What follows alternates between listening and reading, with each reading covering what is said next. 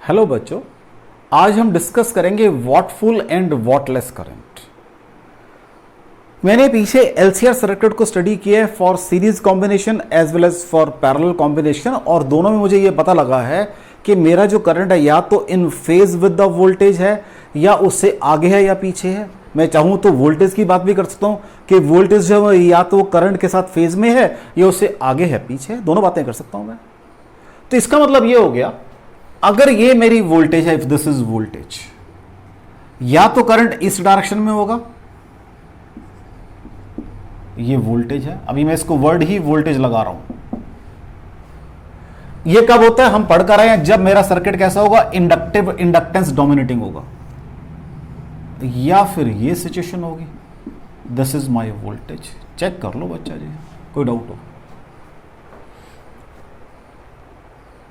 भाई? अगर आपको याद हो तो आपने क्या किया था, this is your V R, R comma V R लगाया था, इधर आपने एक्सएल लगाया था नीचे को और नीचे बनाया था। अगर इंडक्टेंस एलआर सर्किट था,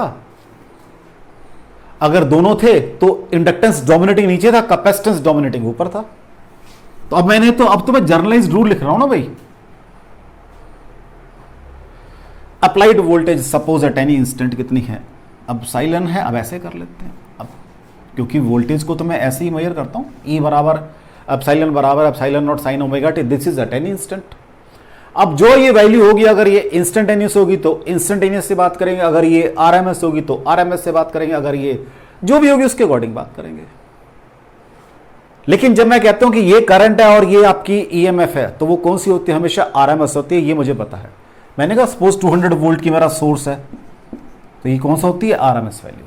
ठीक हो गया। लेकिन चलो कोई बात नहीं, इसको थोड़ा सा छोटा बनाते हैं ताकि कंपोनेंट दिखा सके। दिस इज माय फाई, इधर भी छोटा बनाते हैं, दिस इज माय फाई। अब इसका एक कंपोनेंट तो ये बनेगा, what will be this, I cos of phi, और एक कंपोनेंट ये बनेगा I sine of phi. In the same way over here also, एक कंपोनेंट तो ये बनेगा आई कॉस फाई और एक कंपोनेंट ये बनेगा आई साइन फाई। इनको बक्से में डाल देता हूं मैं भी, कंपोनेंट है ये, एक वैल्यू ये है और एक वैल्यू ये है। ऐसे ही यहां पर एक वैल्यू ये है और एक वैल्यू ये है। अब आराम से सुनना, यहां पर ये वाली वोल्टेज और ये वाला करंट, दोनों में कोई एंगल है नहीं, तो व्हाट इज पावर, P क्या बन जाएगा, I cos फाई। इसका मतलब ये जो कंपोनेंट है ये पावर बना रहा है, इसको बोलते हैं active component. So what is I active, that is I cos phi. अब ये वाला इसको कॉस एंगल को भूल जाओ, अब ये वाला कंपोनेंट और ये वाला कंपोनेंट दोनों में एंगल कितना है भाई, 90 डिग्री का है। तो what is power, reactive power, अब साइलन इंटू आई साइन फाई।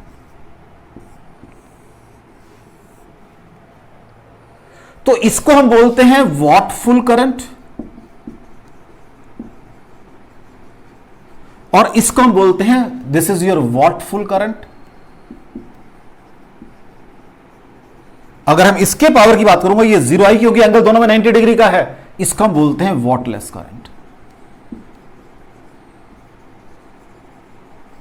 तो जो तो अलोंग द वोल्टेज है that is your wattful current, जो नॉर्मल टू वोल्टेज है that is your wattless current. अब एक और नाम भी है इसका, जो तो आपका अलोंग द वोल्टेज, उसको मैंने क्या बोला, वॉटफुल। और अगर मैं एलसीआर सर्किट को थोड़ा सा ध्यान से पीछे मतलब रिकलेक्ट करूं, तो वहां क्या था, रेजिस्टेंस के अंदर पावर लॉसेस था, तो उसको बोलते हैं एक्टिव करंट। और एक्टिव करंट जो पावर बना रहा है, एक्टिव करंट वो है भाई।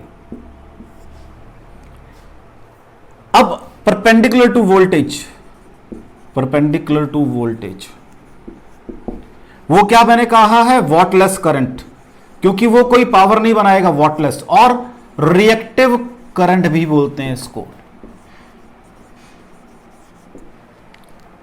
रिएक्टिव करंट भी बोलते हैं उसको। क्यों, अलोंग द रिएक्टेंस है ये, नॉर्मल टू दिस।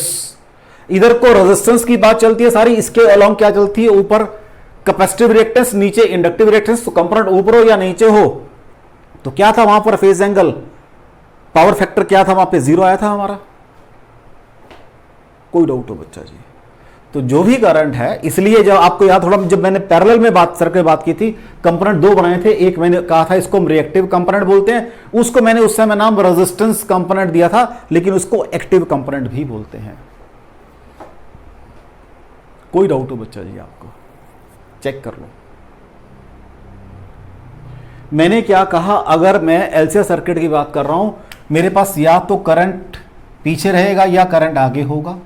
अब करंट के दो कंपोनेंट बनेंगे, एक अलोंग द ईएमएफ, एक नॉर्मल टू ईएमएफ। जो कंपोनेंट अलोंग द ईएमएफ है उन दोनों में एंगल, अब कंपोनेंट मींस वो एक वेक्टर क्वांटिटी है बेसिकली, उन दोनों में एंगल 0 है, उन दोनों की पावर बनेगी, इनकी पावर नहीं बनेगी। तो ये आपका वॉटफुल करंट है, ये आपका वॉटलेस करंट है। तो ये पावर 0 होगी क्योंकि इस और इस के अंदर ये वेक्टर क्वांटिटी है, एंगल कितना है, 90 डिग्री का है। ये दोनों क्या है, पैरेलल, एंगल कितना है, 0 है। तो इनको कैलकुलेट करके बकायदा कोई रिजल्ट आएगा, दैट विल बी वॉटफुल करंट। इसको क्या बोलते हैं, वॉटलेस करंट बोलते हैं। This is your wattless current. तो ये करंट आपका वॉटफुल है और ये करंट आपका वॉटलेस है। या अलोंग द वोल्टेज वॉटफुल करंट है और उसको एक्टिव करंट भी बोलते हैं, पावर वही बनाएगा।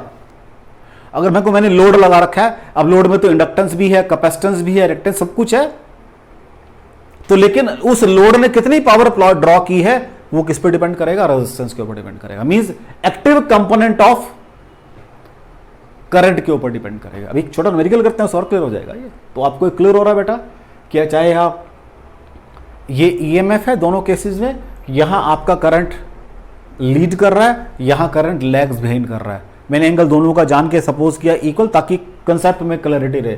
तो अगर मैं इसकी बात कर रहा हूं, चाहे इसकी बात कर लो यहां से, तो दोनों सेम डायरेक्शन में है, एंगल दोनों में 0 है, ये पावर आ जाएगी। लेकिन अगर आप इस कंपोनेंट की बात करते हो तो यहां पर भी एंगल 90 डिग्री का है और यहां पर भी एंगल 90 डिग्री का। तो जब दोनों को मल्टीप्लाई करूंगा, डॉट प्रोडक्ट लूंगा दोनों का पावर निकालने के लिए, तो cos 90 आएगा, cos 90 0 होता है, तो ये 0 बन जाएगी। तो ये आपका, इसको हम एक्टिव कंपोनेंट बोलते हैं और इसका एक और नाम है वॉटफुल करंट। दूसरे वाले को रिएक्टिव कंपोनेंट बोलते हैं और उसका एक और नाम है वॉटलेस करंट। तो wattless means reactive current, wattful means active current. अब एक छोटा सा न्यूमेरिकल करते हैं, उससे थोड़ा सा कंसेप्ट और क्लियर होगा कि मेरे पास एक सर्किट के अंदर लोड है और वो जो लोड है a load draws 2 kilowatt from a source of 200 volt, ठीक है। If current in the circuit is 12.5 ampere, अगर करंट ये हो, find active and reactive current. Total current तो आपका कितना है बेटा जी, 12.5 एम्पियर का है। अब लोड के बारे में कुछ नहीं बताया उसने। पहले हम क्या करते थे कि लोड में एक्सएल भी बताते थे, एक्ससी भी बताते थे, आर भी बताते थे, उनसे फिर वहां से इंपीडेंस निकालते थे, इंपीडेंस से हमने पावर निकालनी सीखी हुई है। करंट मुझे पता है, फॉर्मूला मुझे मालूम है, फार्मूला कौन सा फॉर्मूला था करंट के लिए, power is equal to I square R का फॉर्मूला मुझे पता हुआ है, ये कौन सी थी, आरएमएस वैल्यू थी। लेकिन रेजिस्टेंस वगैरह कुछ नहीं दिया उसने। लोड वर्ड लगाया, लोड के अंदर तो एक्सएल भी होगा, एक्ससी भी होगा और आर भी होगा।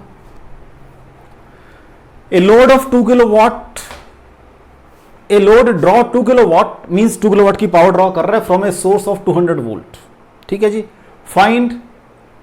If current in the circuit is 12.5 ampere, find active and reactive component, ये निकालना है जी।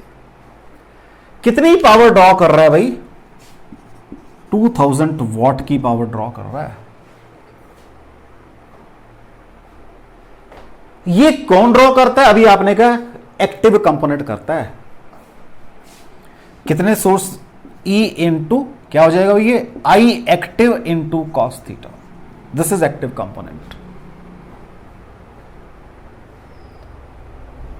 Sorry I cos theta, sorry I cos theta, check कर लो व्हाट इज आई कितने, अच्छा तो 2000 बराबर है 200 into 12.5 into cos theta. What is cos theta, 2000 divided by 200 into 12.5, ये बन जाएगा 10/12.5, सॉल्व करके 4/5 आ जाएगा कॉस थीटा। अब आपने फाई लिखा है तो फाई लिखो, इसको जो भी लिखा हुआ है कॉस थीटा, यही था जी। यहां पर मेरे केस में क्या आएगा, कॉस फाई लिखते हैं तो कॉस फाई आएगा, जो लिखा है वही आएगा।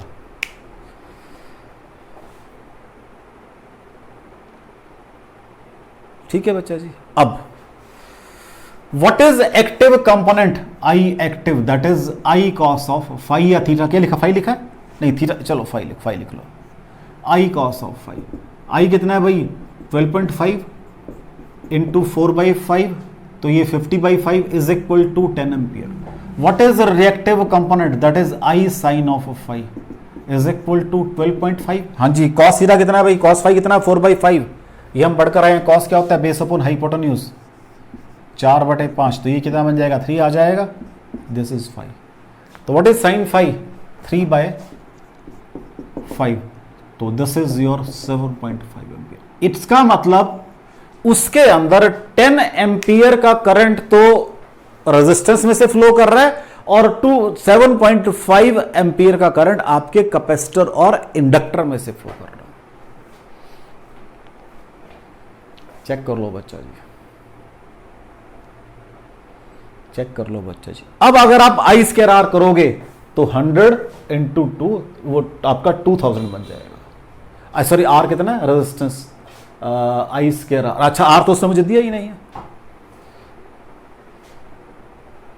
अब यहां से मैं आर निकाल सकता हूं, मुझे पावर पता है 2000 किलोवाट की है, आई मुझे पता, तो इट मींस आर आपका 20 ओम्स का है। अगर मैं चाहूं, अगर निकालना चाहूं तो वो निकाल सकता हूं मैं यहां से, कोई डाउट हो बच्चा जी आपको, देख लो, कोई डाउट हो बच्चा जी।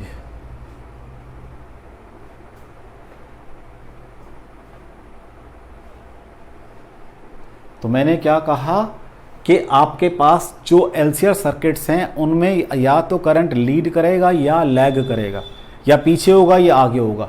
दोनों ही केसेस में उस करंट के दो कंपोनेंट बनेंगे, एक in the direction of voltage, एक normal to voltage.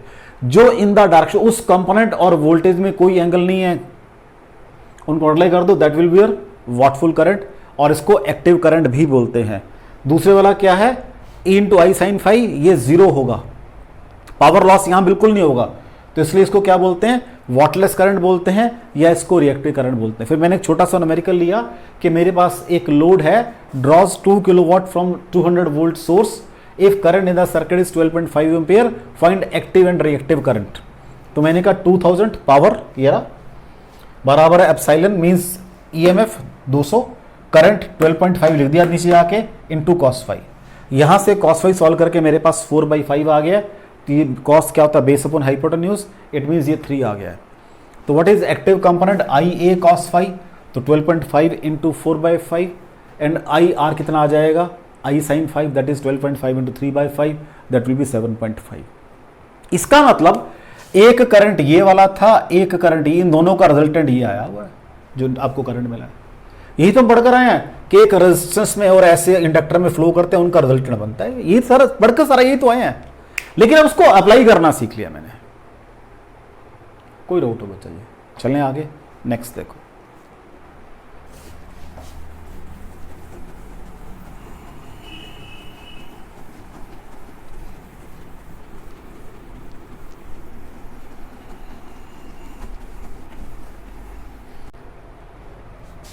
Next is chalk coil.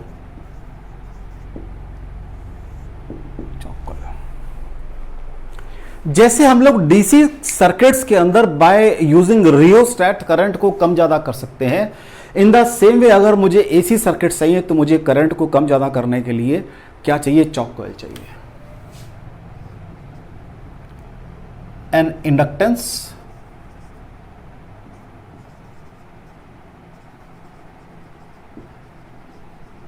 which lowers,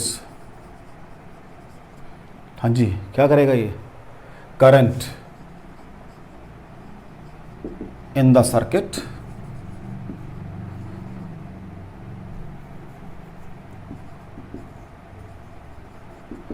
without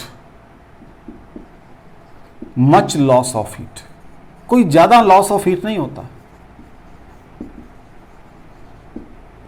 is known as choke coil, is known as choke coil.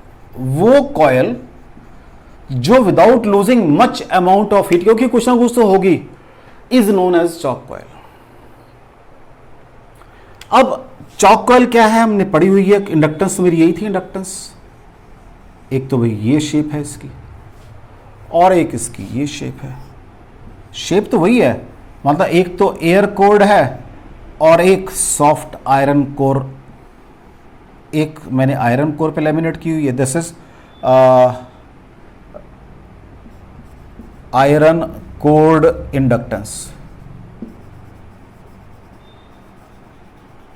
Soft iron है बेटा ये, soft iron, this is your air cored inductance.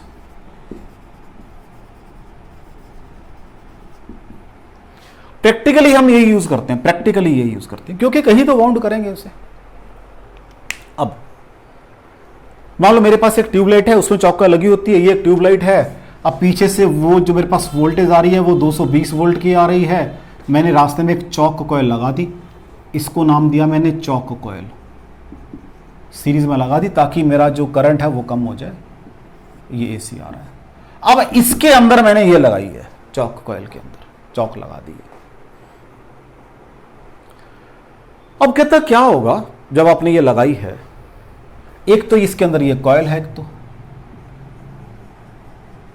Plus साथ में कुछ resistance भी है, कहता है इसका कुछ रेजिस्टेंस भी अभी कहता है इसका,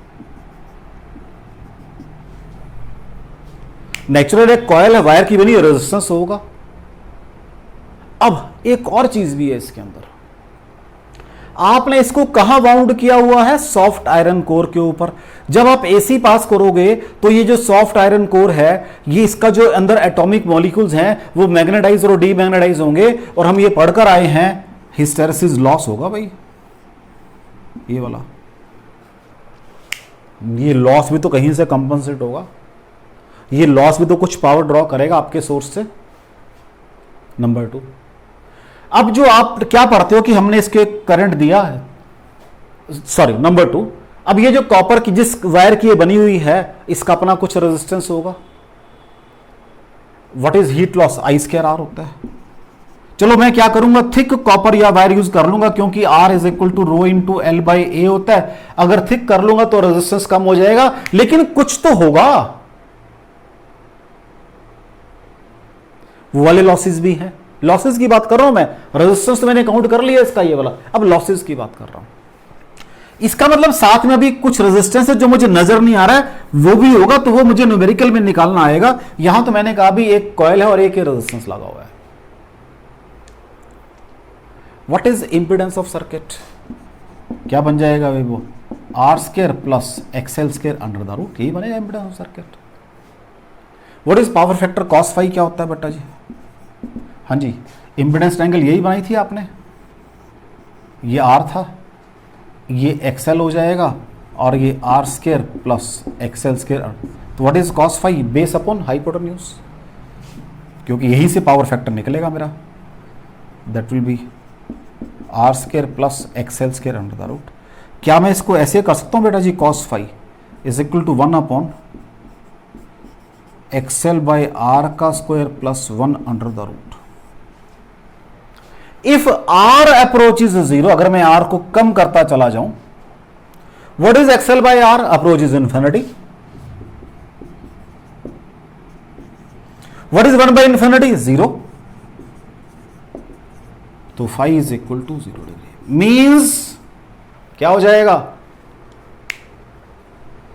sorry cos 90, sorry 90 degree, means power loss क्या हो जाएगा, 0 हो जाएगा। तो अगर ये मेरे पास प्योर इंडक्टेंस होगी, अगर होगी, तो पावर लॉस क्या है? 0 है। लेकिन मैंने कोशिश किया इसका रेजिस्टेंस नेग्लिजिबल हो, वो मैंने एक चौक कॉइल बनाई है जिसका रेजिस्टेंस नेग्लिजिबल है, इंडक्टेंस उसकी बहुत अच्छी है। अगर मैं उसको सर्किट में लगा देता हूं तो यही लिखा है, an inductor which lowers current in the circuit without much loss of heat, without much loss of heat. तो मेरी कोशिश पूरे इसके अंदर सिस्टम में यही है कि मेरे पास जो रेजिस्टेंस है वो मिनिमम हो, approaches 0, not equal to 0, approaches 0। तो अगर ये अप्रोच 0 करेगा तो ये फैक्टर बहुत बड़ा हो जाएगा, तो 1 मींस ये ऑलमोस्ट 90 डिग्री के बराबर आ जाएगा। कोई डाउट हो बच्चा जी? अब इसको भी हम न्यूमेरिकल से ही क्लियर कर सकते हैं, जो बातें मैंने की थी, वे हीट लॉसेस वगैरह होंगे, इसको भी एक न्यूमेरिकल से क्लियर करते हैं।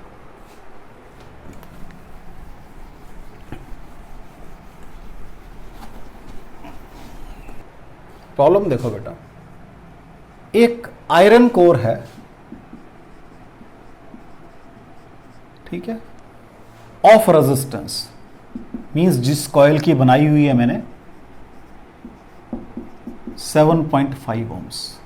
मैंने जब इसको लगाया 400 वोल्ट 50 हर्ट्ज सोर्स पे लगाया, draws 10 ampere of current and power of 2 kilowatt, power dissipated,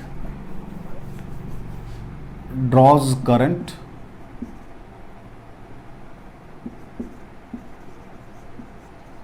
this much and power dissipation कितनी है?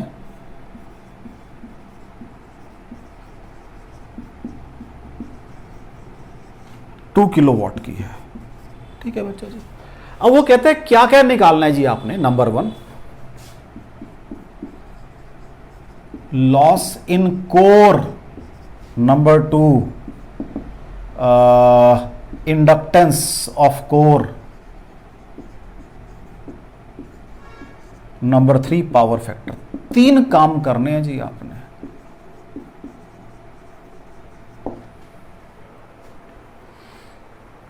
भाई मुझे तो ये नजर आ रहा है कि ये एक आयरन कोर है, जो भी इसके क्रॉस मैंने सोर्स लगाया हुआ है, सारा लॉस यही हो रहा है। कितना करंट है? 10 एम्पियर का करंट है, और ये 400 वोल्ट 50 हर्ट्ज है। चेक कर लो भाई। What is power? क्या होती है? आई स्क्वायर आर होती है। पावर कितनी है भाई? 2000 वॉट की है। आई कितना है भाई? 10 एम्पियर का है। आर तो मेरे पास कितना आ रहा है? चेक कर लो भाई, 20 ओम्स आ रहा है, अगर मैं पावर के हिसाब से बात करता हूं। लेकिन वो कह रहा है इसका रेजिस्टेंस सिर्फ 7.5 ओम्स का है।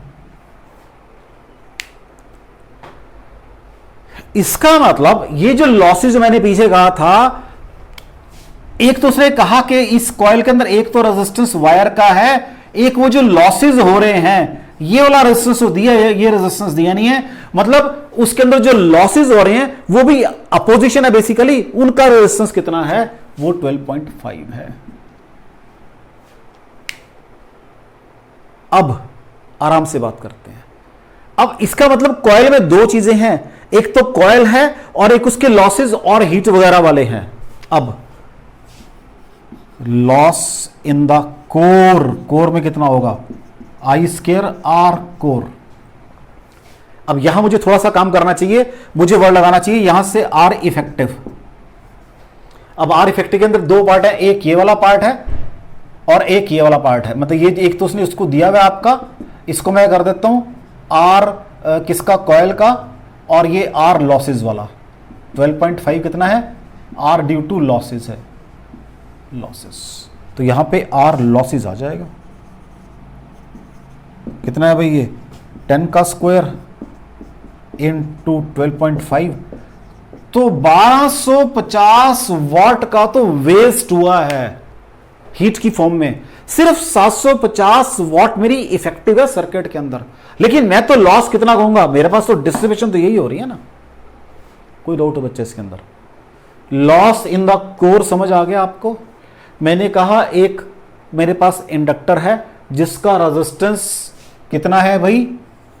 7.5 ओम्स है, जब मैंने उसको इस सोर्स के क्रॉस लगाया, इतना करंट वो ड्रॉ कर रही है और पावर डिस्ट्रीब्यूशन 2 किलोवाट की है।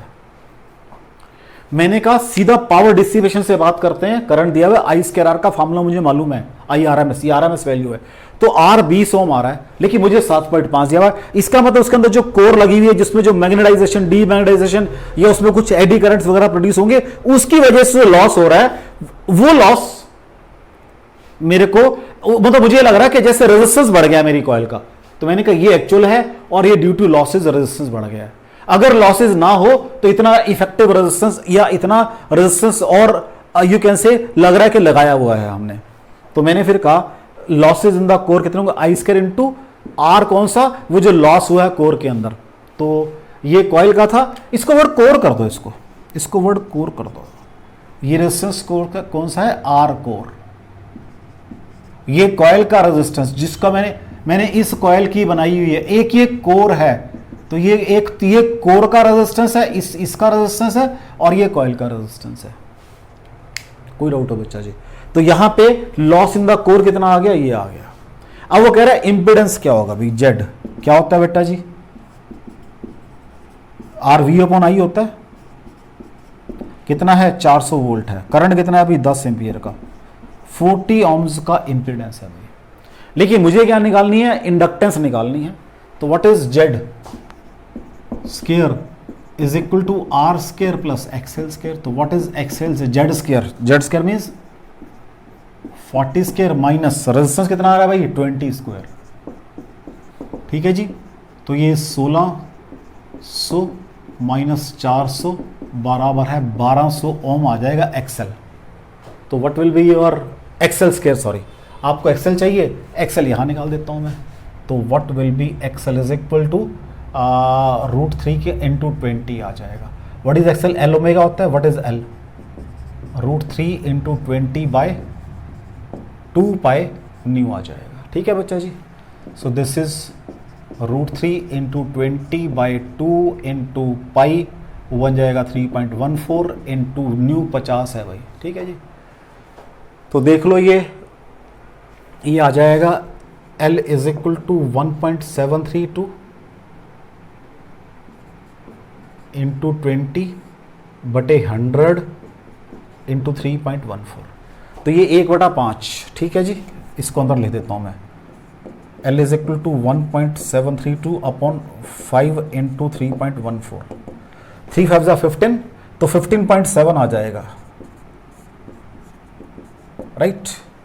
अब आप इसको 16 मान लो नीचे, और 16 तो रफली 1.6, तो नीचे 16 सपोज कर लेते हैं, तो 16 1 जा 16, तो 0.1, और उसके बाद